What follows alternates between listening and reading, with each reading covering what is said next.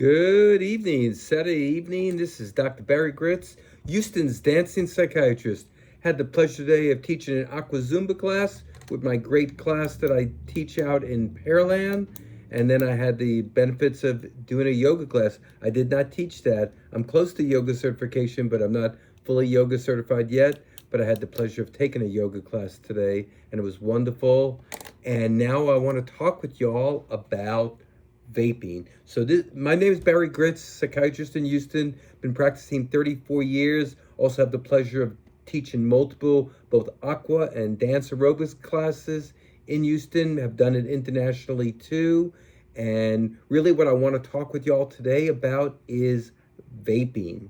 I want to remember and remind y'all too to feel free to send me questions about things you want me to talk about, and my email that y'all can reach me at it's Houston's Dancing Psychiatrist, but my email is Houston's Dancing Psychiatrist at gmail.com. Houston's Dancing Psychiatrist at gmail.com. And please watch my YouTube channel. It's at Barry Gritz. That's at Barry Gritz. Please watch and subscribe. The more y'all subscribe, the more I'm going to post. I'm like a plant. I photosynthesize. So you guys put some stuff to motivate me. I'm going to do that more. I'm self-motivated, but we all need a little bit of watering, a little bit of love. So subscribing will be my love that y'all give, okay? That being said, we're going to be talking about vaping today. And vaping is very interesting, and that's definitely a growing occurrence, especially in younger adults. About 15% of 18 to 24-year-olds actually use e-cigarettes on a regular basis. And actually, in that patient population, the actual incidence of usage is higher than with regular cigarettes, or what I'm going to call combustible tobacco. Is it less dangerous than combustible cigarettes? Probably, but it is not without problems. It is not necessarily benign. We see multiple medical problems that can occur as a result of the e-cigarette usage. What are those things that we can see? Good question. I'm glad y'all asked. Things that we can see include wheezing, what we call dyspnea or shortness of breath, and increased sputum production. It's an irritant. It's still an irritant. It may have less resins and tars than what you see with regular cigarettes, but it still is an irritant to the throat and the oral mechanism and the oral mucosa. So just keep that in mind. One drug that's been used for cigarette smoking, and actually it's a drug that I actually prescribe too, is varenicline or Chantix. And Chantix, you normally start out at 0.5 milligrams, then you go to 1 milligram, and eventually up to 2 milligrams. That's how we generally dose it. And we generally dose it in what we call BID, or split dosing. But one would think, well, if it works for e-cigarette, if it works for regular cigarette smoking, might it work for vaping, basically as a form of nicotine replacement? And there was a small study recently that I read about that looked at that. It was only a study of 40 people. Now, when we talk a lot here, we're going to talk about that a trial of 40 is not powered to have statistical significance, but still, it's a step in the right direction. And what the study looked at is it looked at 40 patients, 20 placebo, 20 receiving varenicline or Chantix, I'm going to say Chantix, and was looking at the 7-day quit rate. And what they found was that at the 7-day quit rate, it was a 12-week trial, at 8 weeks, the 7-day quit rate was 45% for the treated patients and 30% for placebo. And at 12 weeks, it was 40% of the treated patients and 30% of placebo. Now, one thing we're going to talk about a lot over our time together here on the air is placebo. Placebo is very high in psychiatric studies. Why is that? Once again, good question. I'm glad you all asked. The reason placebo is high in psychiatric studies is when you undergo a psychiatric study, you are getting attention, you are getting love, you are getting some acknowledgement of the condition and addressing of the issue. And that in and of itself has some clinical effect. Now, most clinical trials with medications that we see in psychiatry, they're 3, 4, 6, or 8 weeks. Very hard to beat placebo in 3, 4, 6, or 8 weeks. If you looked at the active drug versus placebo a year out, you would see a huge difference in placebo versus active drug, but most clinical trials are powered for 3, 4, 6, 8 weeks. So we don't really get to see that. So what I'm saying is, when you see a high placebo rate, that doesn't mean that the drug is not working.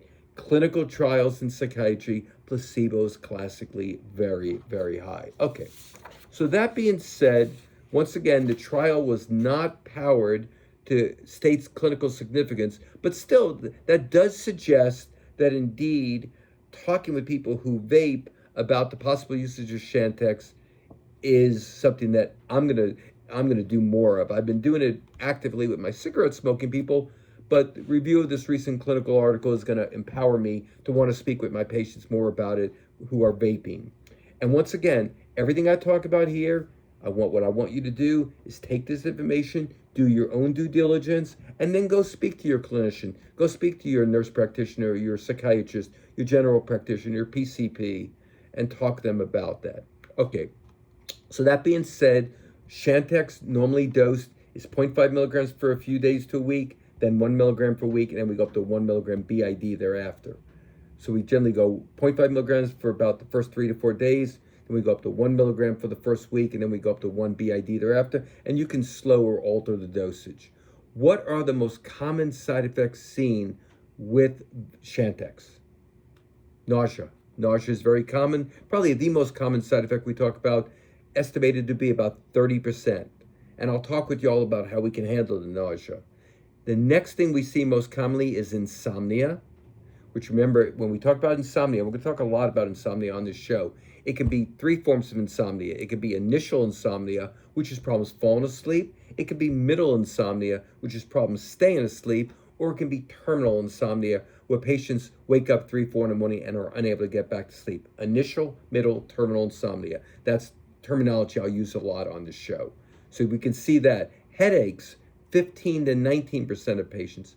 Vivid dreams, vivid disturbing dreams, and that's about 13%. So nausea of 30%, insomnia 18 to 19%, headaches about 15 to 19%, vivid dreams 13%, gas, flatulence, or constipation about 5 to 8%. Okay, let's talk about how you might address with your clinician remedying. Let's say the Chantix is working, so you want to continue with it, but you are having some side effects. Let's, as we used to say in New York, let's talk about how we can handle that. Insomnia. With insomnia, we talk about good sleep hygiene. What does good sleep hygiene mean? It means putting the cell phone away, It means shutting off all screens that activate our retina with light, especially blue light, for at least an hour before, not being on the computer right before. That's what we want to talk about. We also want to talk about your usage of caffeine. Some people, they may be using Chantix, but they are still using their regular amount of caffeine. What you want to talk about, and what I want to talk about with y'all, is the fact that caffeine affects the metabolism of Chantix. So if you're still doing your regular amount of caffeine and you're not, and you take a Chantix, that caffeine's going to hang around longer. So you might want to also look at reducing your caffeine intake, because you're not metabolizing caffeine as quickly as you used to. Nicotine speeds up the metabolism of medications, including caffeine, so that caffeine's going to hang around longer. So think about that. What else are we going to talk about? We're going to talk about nausea. Nausea. What are some techniques to handle nausea? Well, one would be dosing the drug downwards, i.e. taking a lower dosage of it, instead of taking it morning and dinner and morning or evening, just take it in the morning. The problem with that is Chantix is best studied at the 2 milligram dosage. So to have the best efficacy with the drug, we generally like the drug to be at 2 milligrams. But 1 milligram is often better than no milligrams. That's number one. Number two is there's an approach to handling Chantix which can be useful for a lot of medications, which is the sandwich effect. What do I mean by the sandwich effect? By the sandwich effect, I mean we're talking about eating, taking the pill in the middle of when you're eating, and then eating some more, kind of sandwiching the pill between your food intake. There is some data to suggest that that can be helpful. And also avoiding triggering foods. Uh, Somebody who, like me, who eats predominantly plant-based, don't have a whole lot of triggering foods. Before I went predominantly plant-based, I do cheat. So if you see me out at a restaurant, you see me posting something where I'm not eating something that's plant-based, I do cheat. 90% of what I eat is plant-based, but I do allow myself some foods that fall outside that category. Okay, so avoiding triggering foods. What about vivid dreams? People frequently describe vivid dreams, which are disturbing dreams, dreams that really bother them, dreams that are very disturbing and threatening and not normal for them. How can we handle those? One way is, instead of taking the second dosage at bedtime, taking the dosage around dinner time. Why might that work? That might work is because by taking it at dinner time, you're actually affecting the time where the drug reaches peak concentration. Let me give an example. When you take a medication, there's a few hours afterwards where the drug reaches what we call Cmax, which stands for max concentration maximum. There's also a time that takes, we call Tmax, time to maximum concentration. So by taking it earlier evening, you're reaching Cmax and Tmax earlier, so you're less likely to have the drug at the peak levels when you are reaching your REM sleep, and the REM portion of your sleep is when you're actively dreaming, actively engaging in dreams. Okay. What are some and we talked about other techniques can be taken only once a day, but once again, I have concerns about that because once a day may mean less efficacy too.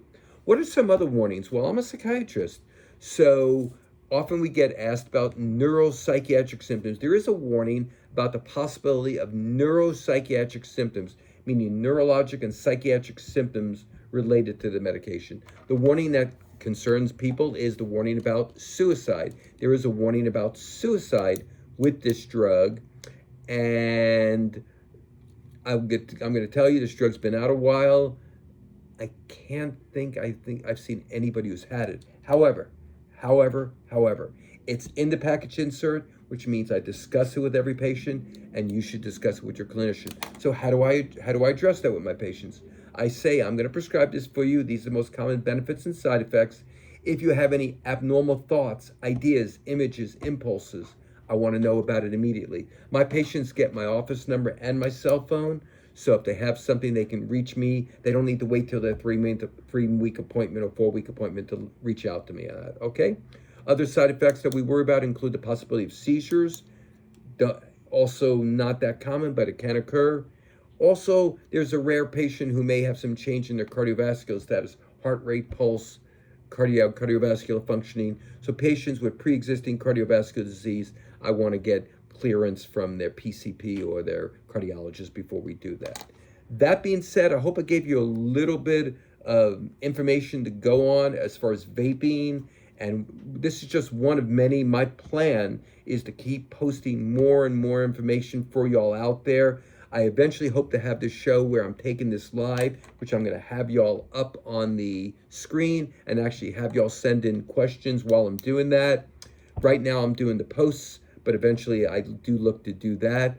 Questions, topics you'll want me to talk about. Houston's dancing psychiatrist. If you're in Houston, come take a dance class with me, a regular dance class. And also, if you ever have an event for your church, your synagogue, Islamic facility, you want me to come and teach, I would come and teach at no cost, because what you're doing is promoting health. What I'm trying to do is promote health. I would come and do that at no cost, out of love and consideration for all the good that you're doing in your religious affiliation and religious association. That being said, I want to make myself available to you here. I want to make myself available to you all out there. Houston's dancing psychiatrist. If you have questions, send questions to me at Houston's dancing psychiatrist at gmail.com. Houston's dancing psychiatrist at gmail.com. My YouTube channel is Houston's dancing psychiatrist. That's at Barry Gritz. Please watch, please subscribe, and I hope you all have an amazing rest of your weekend. and I will be back with you soon with more posts. I'm going to keep reading. As I read, I'm going to throw that information back out to you because sharing is caring. All right, guys? Houston's Dancing Psychiatrist. Later this weekend, I'm going to put a dance post or two up. I've already started with one post with dancing. I'm going to do more portions with that. With that in mind, I'm going to sign off and wish you all an amazing rest of your weekend. Peace.